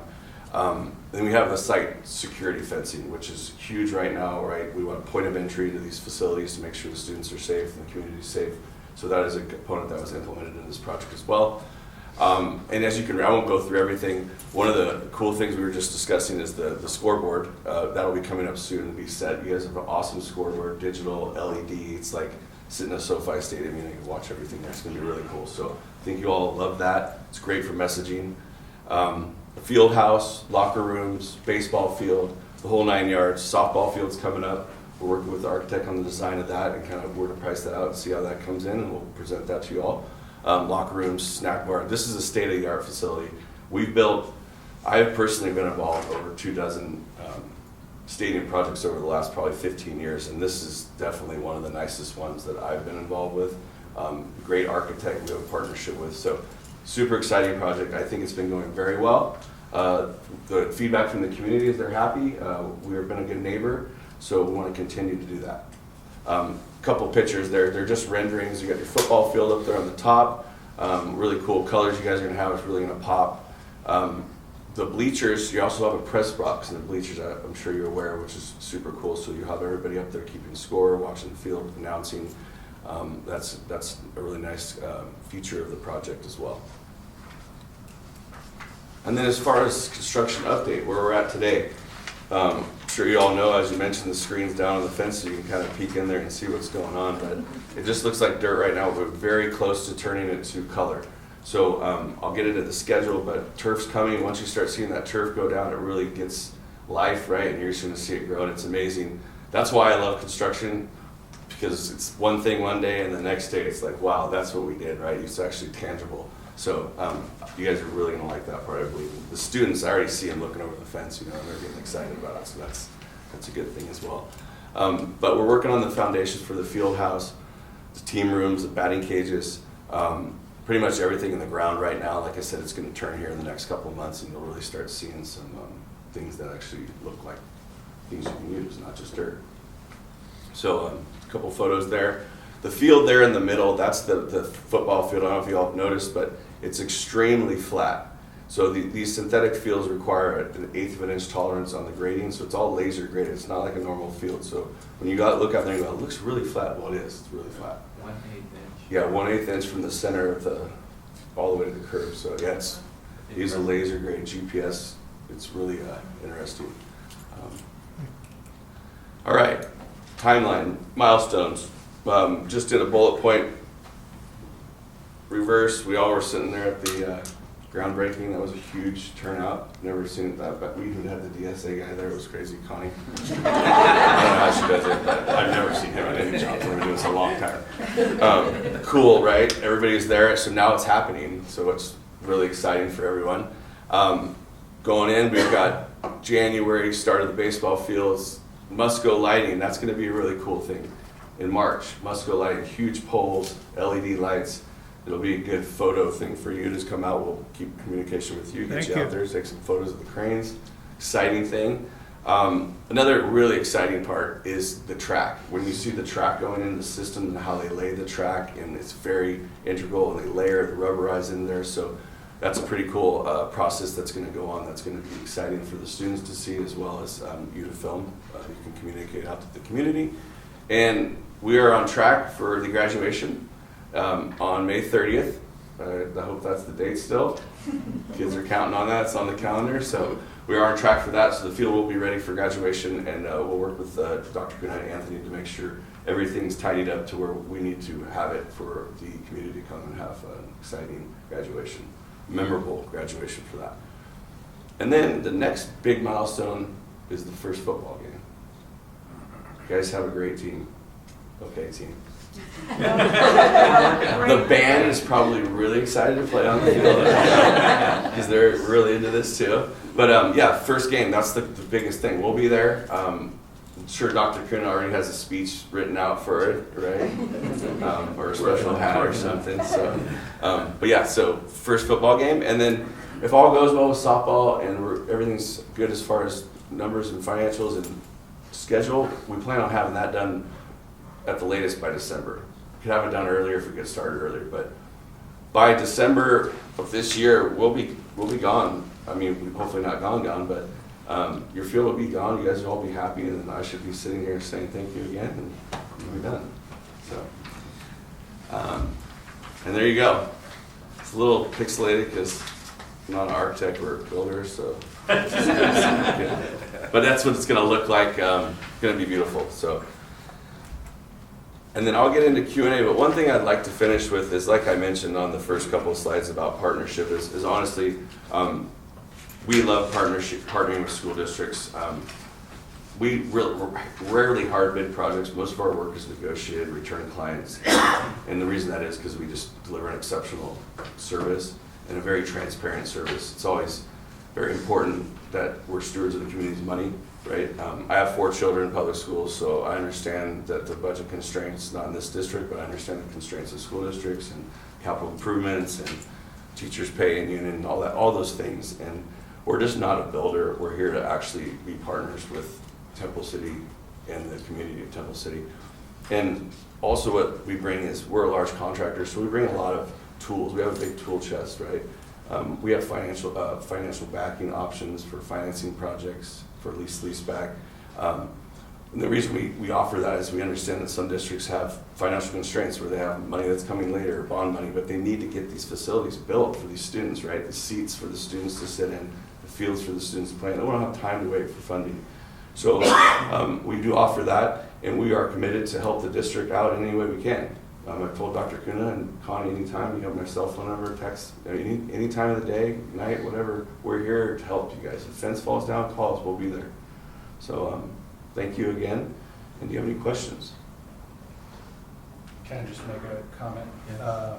I wanted to say thank you to Brian and to Balfour Beatty. When we first started this project, we were looking at just doing the stadium. And then we decided, well, if we're going to do that, let's do the baseball field. And then why not add a sports med classroom? So everything morphed. And what was going to be something in the $20 million range is now in the $40+ million range. But it's money well spent, I think, on the total project. And one of the things, and what I appreciate about what Brian was sharing is, well, we didn't have the money, right? Like, we had part of the money. We could have just did the football field, but we knew that there was money to be had by selling what we have available in the bonds in the future to be able to add softball and get everything done. But there's a timing component to that. And we're gonna have a presentation on the bond, what we can sell at I think our next meeting or the following meeting. But chances are we're not gonna be able to sell that bond until July. And we have to get this work done. So the options that Balfour, maybe provides to us to be able to do a true leaseback and be able to get the project done, I think is valuable. And so I am glad that when we went through the process, we went with a company that is larger and has resources backing them. Because if we went with somebody smaller, we might be in a bind right now, or we wouldn't be able to even think about doing all the things that we're considering doing now. So, thank you. All right, thank you so much for that incredible presentation. You had me at the timeline, just looking at the months and all the different things going on, and I think the public is generally going to be very excited as well. Do my fellow board members have any questions or anything of that as far as the presentation goes? Anybody? Thank you. Wow, thank you so much for your presentation this evening. It's exciting time, so, Yeah. and thank you for being a partner with us as well. We truly appreciate it. Thank you.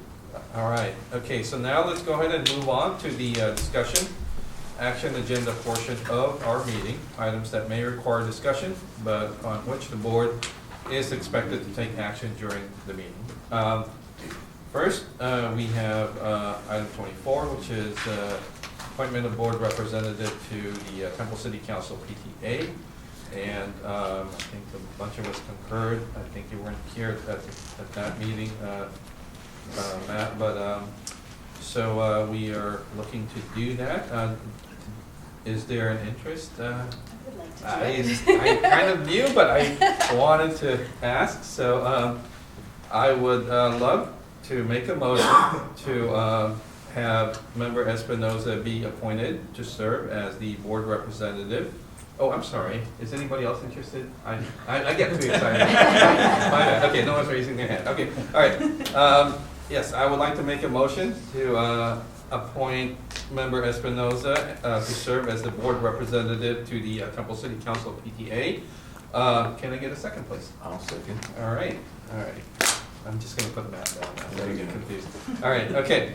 All right, and we have a second from Member Smith. All right, let's go ahead and vote on this. Preferential vote. Member Wang? Yes. Okay. All right, all in favor? Aye. All opposed? None? Motion carries. All right, congratulations. Thank you for doing that. We appreciate it. Thank you. All right, next we have item 25, and I believe this is a roll call vote. Adoption of resolution 242513, proclaiming February 3rd through 7th, 2025 as week of the school counselor. Can I get a motion? Or would you like to? All I'll Yeah. say, I mean, it's pretty self-explanatory, but with everything that has been going on, like, our school counselors are so critical to the social well-being of our students and so our social emotional well-being. And I really do appreciate all of the work they've done. Some of them even impacted by the wildfires and still coming into work and helping our students cope with a lot of the devastation. So I'm very appreciative of our counselors. Yeah, we have incredible counselors and everything they've done to support our kids, through the pandemic, through now and everything else, so. I'd like to make that motion. All right, okay. I'll second. Okay, all right. I have a motion from Member Smith. I have a second from Member Sneed. If there's no other discussion, let's go ahead and vote on this. Preferential vote, Member Wang? Yes. All right, okay. All those in favor? Oh, I'm sorry, okay, hold on, stop. No, okay. This is my second meeting, okay. This is a roll call. My apologies. Okay. And I want to thank Ms. Montero for getting me this list to call out. So first is Member Espinoza. Yes. All right. Member Georgina. Yes. All right. Member Smith. Yes. Member Sneed. Yes. And I am a yes. Okay, so that's unanimous, 5-0. All right, resolution passes. All right. Okay, next we have item 26. Adoption of resolution 2425-14, recognizing Black History Month. And, I think in our earlier board comments, Member Espinoza, had expressed, appreciation for everyone in our community, and it's always good to be recognized for everybody's hard work. So, if there are no other discussions on this, I think we should go ahead and get a motion. I'll second. Go ahead. Okay, okay, I think motion by Member Georgina and second by Member Espinoza. Okay, and preferential vote, Member Wang? Yes. Okay, and I will not mess this one up. Okay, this is roll call. Member Georgina? Yes. Member Smith? Yes. Member Sneed?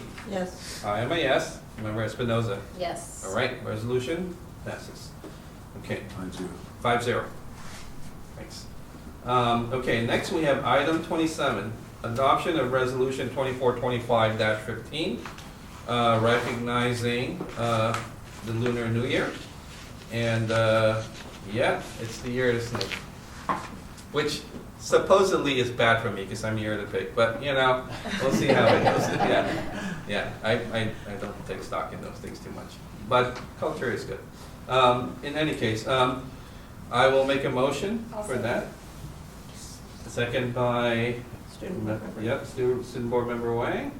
Okay, all right. Preferential vote. Yes. Okay, member Wang. Okay, and let's see, what's the order this time? Okay, here we go. Yep, member Smith. Yes. All right, member Sneed. Yes. I am a yes. Member Espinoza. Yes. Member Georgina. Yes. All right, resolution passes 5-0. Okay. Next, we have Ed Services. We have approval of the 2023-2024 School Accountability Report Card for all of our school sites. Is there anything that you wanted to share with us? No, it's our yearly report, and it highlights who we are. So it takes some of the stuff Stacy shared earlier and puts it into a readable format where our community members can compare school to school across California. Yes, that is fantastic. Thank you for highlighting that. Okay, do my fellow board members have any questions regarding that or comments? No? Okay, very good. I'll motion.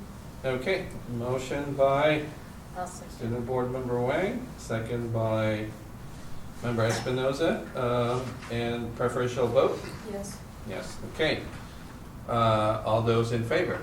Aye. All those opposed, none. Motion carries 5-0.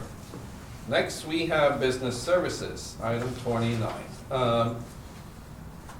We are going to receive the 2023-2024 financial statement audit report, and Ms. Wu. Yes. Good evening, board. Our auditors C and CWDL, they finished 23-24 financial audit. And then for the 23-24, the district major funding is major operation funding is general fund. And then for the unrestricted general fund, we're not deficit spending, which means that we have a little bit surplus. And then for the restricted funding, we are deficit spending because of the expiration for the category program. Category program, there's a special unique accounting because certain program and we receive the funding in the prior year. So then when you do next year, when you expenditure, your revenue is follow the ending fund balance, you only have expenditure. So this cost our deficit spending, but it is some of the reason is caused by accounting. So tonight I'm glad that our the CPA partner, which is Steve Curry, and he drove 2.5 hours from San Diego to come attend our meeting to report the audit report. Wow, all right, sir, thank you for that. Yeah. Hey, yes. Awesome, thank you. Yeah, my name is Stephen Curry. I am a partner with CWDL. Just gonna kind of go over kind of generally what we do as auditors on the audit report. So, probably start out right away thinking Connie, and the team. We request a lot of samples from them. Sending hundreds of items to her and her team for them to pull support for us to ultimately render the opinion on the financial statement. So the big purpose of the audit for us is rendering those opinions. So we render 3 opinions, and then we also assess the district's internal control. So that's what I was just going to go over real quick. So what we're doing primarily, which if you had the audit report, went through it on page 1, is that independent auditor's report, where we're rendering our opinion on the financial statements taken as a whole. We issued the unmodified opinion, which for us auditors, that's the highest opinion that we can give the district. Essentially what we're saying is the financial statements are presented materially accurate for those different funds, including all the conversion entries that go into that to get to our opinion. The second one that we do is the report on internal controls. With that one, it's not that we're rendering opinion, but we are assessing the district's internal controls over the financial reporting to help us render that first opinion. So we look at things like cash disbursements, cash receipts, payroll, HR, and various compliance areas. We did have no findings that were related to that, and we'll move on to the next one. So the second opinion that we're going to do is the report on compliance for each major federal program, an opinion on each major federal program. So essentially what that is any districts that expend over $750,000 are subject to what's called the single audit.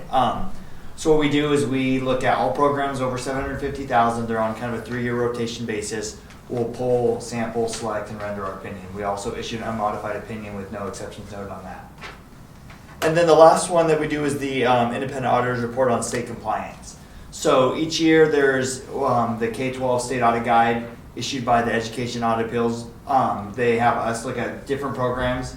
It changes year over year, but it stays relatively consistent. So we'll look at those and suggested audit procedures, and we'll go test those and make sure that there's nothing that's major, no major exceptions, and we render that opinion, which we rendered a modified opinion.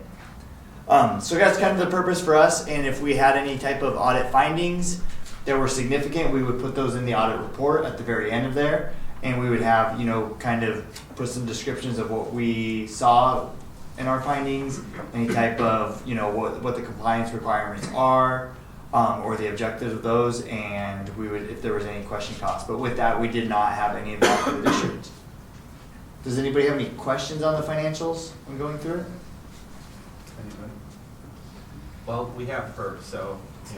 Yes, Connie's great. That's that tells us a lot of where we are. We feel very happy, and everything is turned out well, and your audit gave us some positive results. Thank you for coming all the way down here or up here, I should say. Pat, again, my second meeting. And thank you for that. And I hope that the public, if they're interested, they can find all this information if they need it to. So that is fantastic. Perfect. I don't have any questions myself either. I frankly probably wouldn't know what to ask in some ways, but we can always speak at another time. All right, so that's perfect. Thank you so much for your presentation. Perfect. Yes. Okay. Yeah, we got to go on that. Oh, that's right. Okay, there's that second portion of it. Thank you for making note of that. Okay, I'll make a motion to receive our 23-24 financial statement audit report. Can I get a second, please?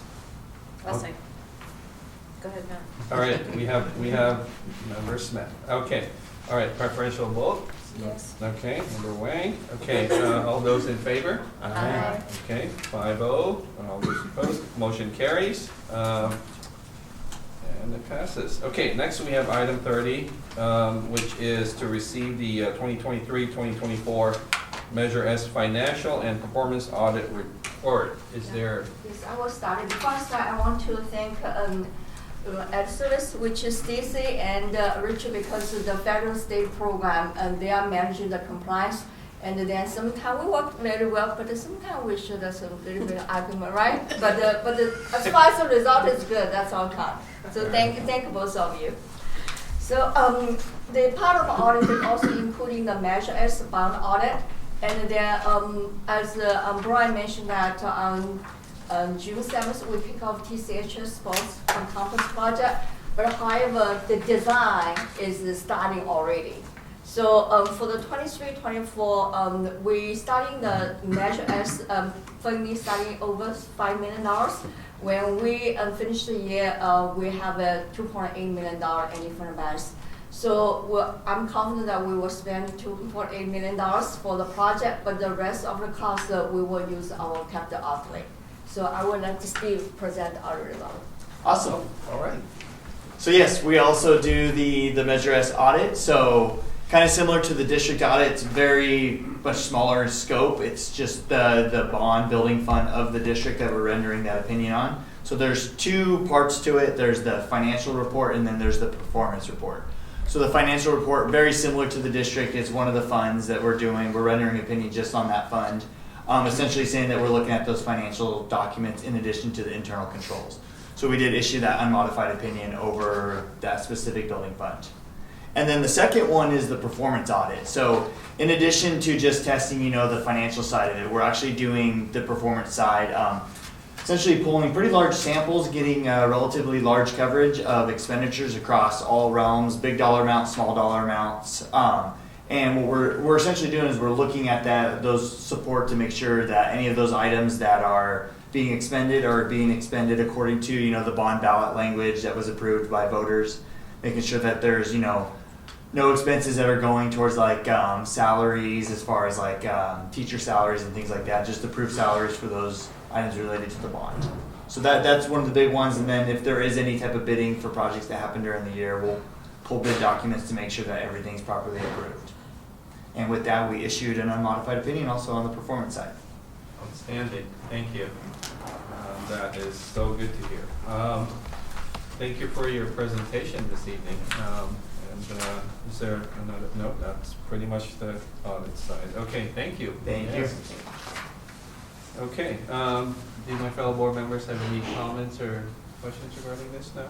Okay, all right, let's go ahead and vote on this. May I get a motion, please? Yes. Okay, all right. Member Sneed, can I get a second? I'll second. Second by Member Georgino. Okay. All right. So let's go ahead and vote. Member Wang? Yes. Okay. All those in favor? Aye. All right. All those opposed? Motion carries. Okay. All right. Next we have item 31. Adopt emergency resolution 2425-16, authorizing emergency repair work from heavy wind and fire.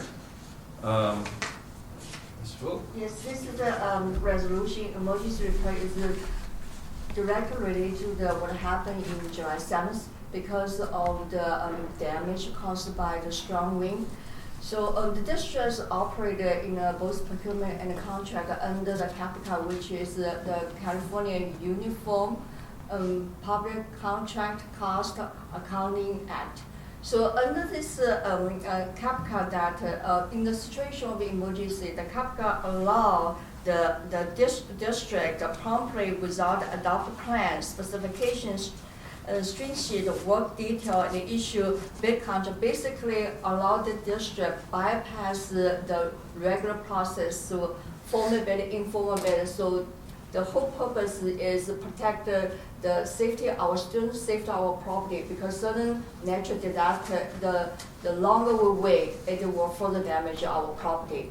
So what we did is, due to the street filling and the debris all over the campus, we call our regular tree trim company, and they spend on the January 8th, they spend the entire day, they clean up all the camps with the support of our MO staff.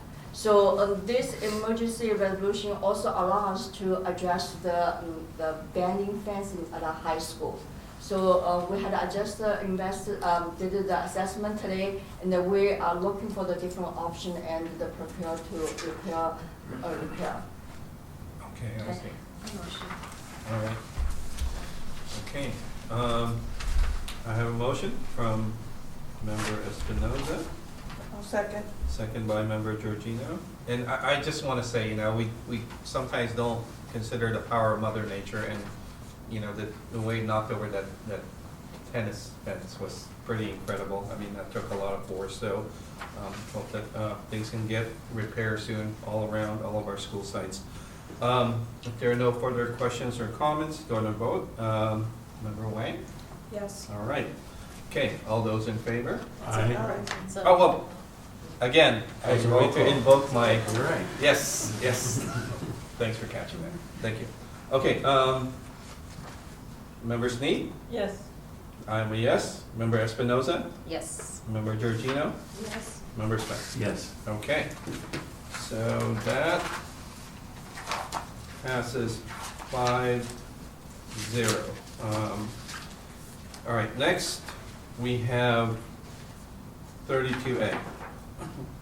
Approve opening a public hearing to discuss approving an update to statutory school facility fees imposed on new residential and commercial industrial construction pursuant to Ed Code Section 17620 and Government Code Section 65995. I think we had this. Yes, this is a routine regular, the resolution, and basically what it is the state education board, every 2 years, they adjust the maximum the district can level the deposit fee. Most of the district is level at the level 1.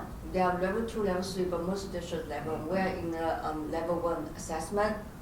So what we did is we hired a consultant, did the study, and then tonight we did conduct a public hearing for the deposit fee justification, and then we posted in the local newspaper, district website, and make the report available for public review before this public hearing. Correct. Okay. I will make a motion. Can I get a second, please? I'll second. Okay, so by Member Smith. And I'm looking, it is not a roll call vote. That's good. Okay. Vote Member Wang? Yes. Okay. All those in favor? Aye.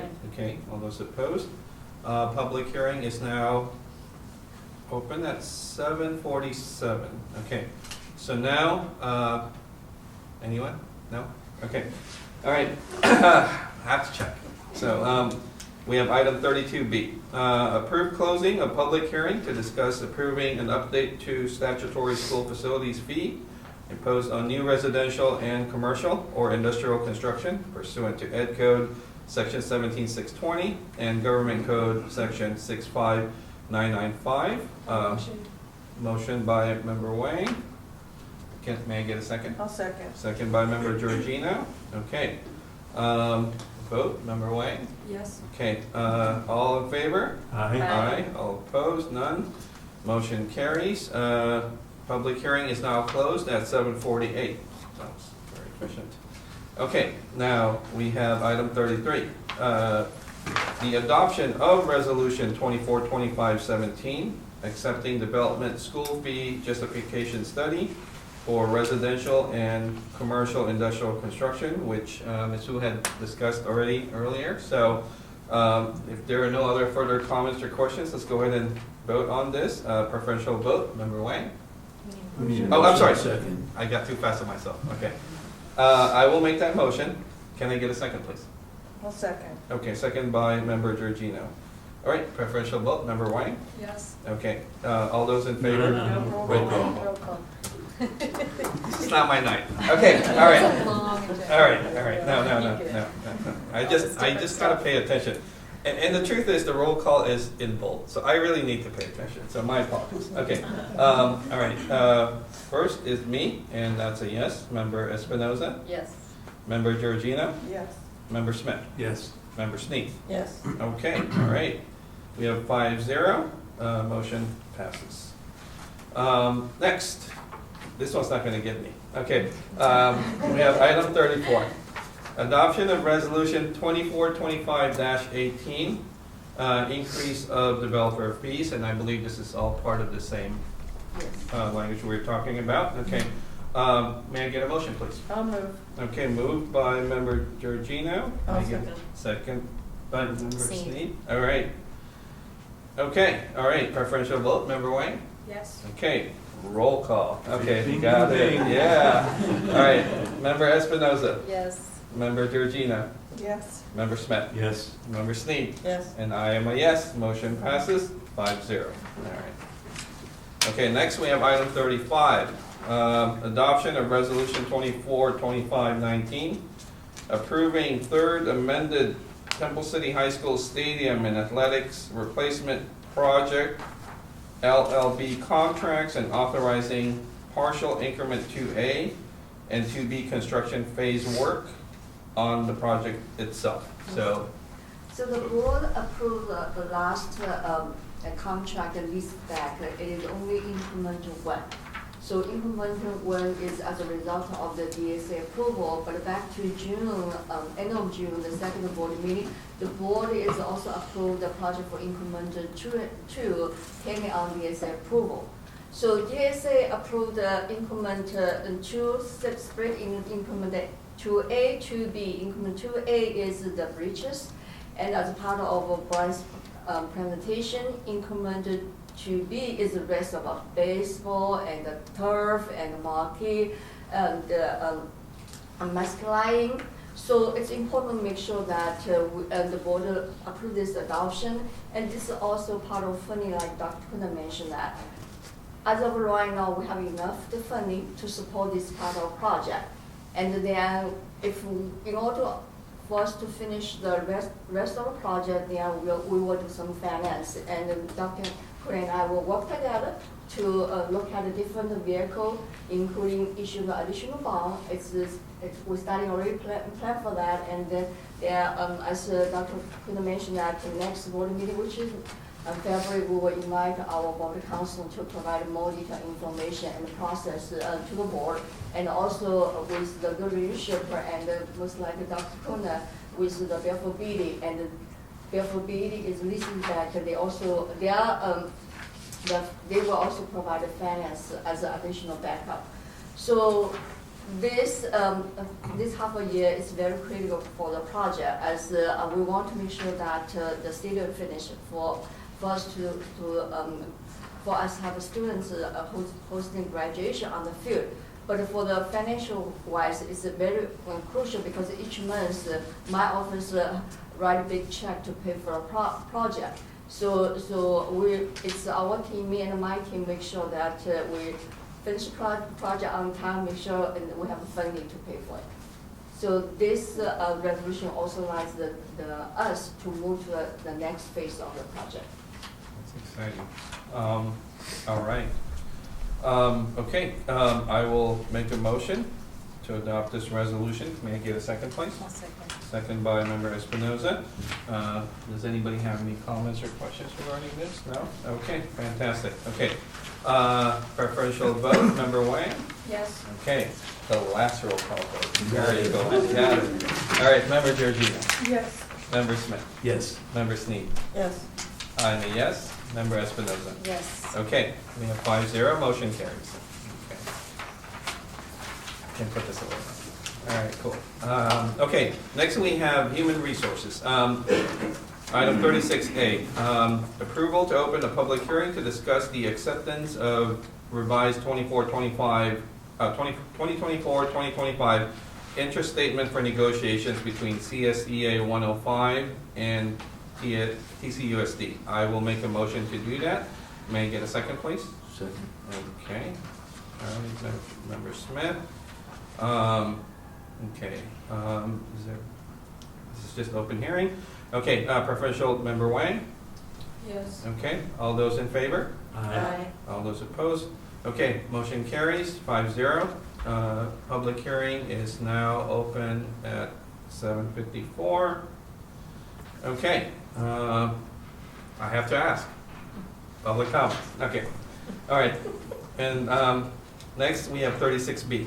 Approval to close a public hearing to discuss the acceptance of revised 2024-2025 interest statement between CSEA 105 and TCUSD. May I get a motion, please? Okay, moved by Member Georgino. I will second. Okay, preferential vote, Member Wang? Yes. Okay, all those in favor? Aye. All those opposed? Motion carries. Public hearing is closed at 7:54. Whoa, no, it's not even a minute. So, okay, that was good. Beat the last one. Last one I had to give up a minute. This one I didn't have to. Okay, all right. Hey, we're getting better at this. Okay, item 36C, approval of acceptance of revised 2024-2025 interest statement for negotiations between CSEA 105 and TCUSD. Motion. Motion by member Espinoza. May I get a second, please? Second by member Smith. Okay. All right, preferential vote by member Wang. Yes. Yes, okay, all those in favor? Aye. Aye, all those opposed, none, motion carries. Okay, so now we're on to the back end of this, our consent agenda, routine items approved by one motion and one vote unless a member of the board or audience requests that any item be reviewed and voted upon separately. Is there any item here that? Yes, I would actually like to pull items 37 and 38 for a separate vote. Okay. All right, sounds pretty good. I'll be happy to make a motion to approve the rest. Okay, all right, sounds good. Okay, all right, member Smith makes the motion to approve the consent agenda minus items 37 and 38, and I will second that. Okay, preferential vote, member Wang? Yes. Okay, all those in favor? Aye. Okay, that's 4-0. I'm going to abstain. Abstain, 4-0-1, is that correct? Okay, all right, motion carries. Okay, and then now, let's go back. I will. Wait, why are You know what, I abstained on the wrong thing. Yeah, abstain. Yeah, I was gonna say, yeah. Okay, can we redo the vote? Is that okay? Sure. Okay, so, all right, so let's redo that part. We know that member Wang said yes. Okay, let's go and let's do this again. Let's vote on the consent agenda minus items 37 and 38. All those in favor? Aye. Aye. Okay, 5-0. All right, all those opposed, motion carries. Okay, so we're gonna make a separate motion to approve consent agenda items 37 and 38. May I get a motion for that, please? Why are we pulling these off? I wasn't here. He can- I know I can, but I don't think it's a, I don't approve of the You state's can decision. abstain. I am going to abstain. All right. Motion. Okay, I'll make a motion again if nobody is, and can I get a second, please?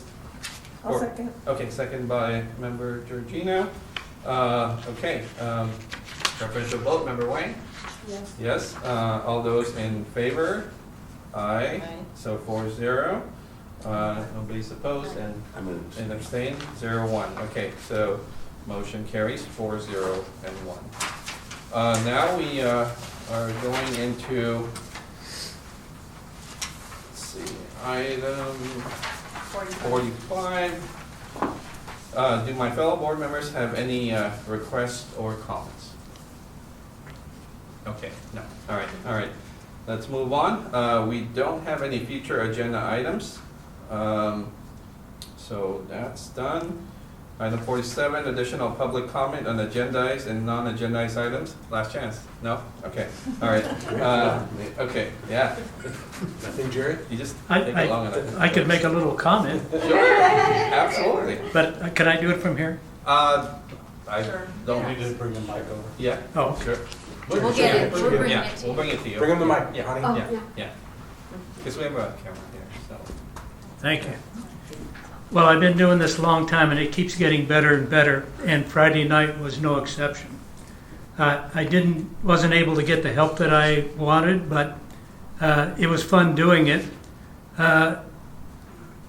In photography, I don't know if you know it or not, but you can take pictures in burst. Well, that was a big mistake, because I took 7,500 photos, and I had to go through every one of them. Ended up posting 1,509 photos. But the thing that's amazing is this broke all records, because in the last 48 hours, 796 people have seen the video. And that is amazing to me. In 48 hours, that many people with, I don't know who they are, but they're looking at it, and I don't know how many thousands of photos they're viewing and downloading, and Grandma Rose in Massachusetts is looking at her granddaughter or something like that. But it was a lot of fun. But thank you for allowing me to say that. Oh, yeah. Thank you for being there for all of our students. Thank you, All right. Moses. Okay, so now we are moving to adjournment. And as we go there, you know, this evening we're going to adjourn in the memory of three incredible folks that are no longer with us in Mrs. Hartman, Mrs. Bulgin, and Mr. Lockie. Now, personally, I never got a chance to cross paths with some of these individuals, but you know, their work carries on forward, and everybody knows who they are. And I'd ask, and just out of curiosity, the number of years of service. You know, Mrs. Bulgin, 32 years, Mr. Lockie, 28, Mrs. Hartman, 5 years here at the district. These are incredible numbers, but beyond the numbers, it's the impact that they've had within our community, within all our students. So, you know, while it is a somber moment, I want to say that's a celebration and recognition of their lives and everything that they've done and all their accomplishments. So I would love to make a motion to adjourn in their memory.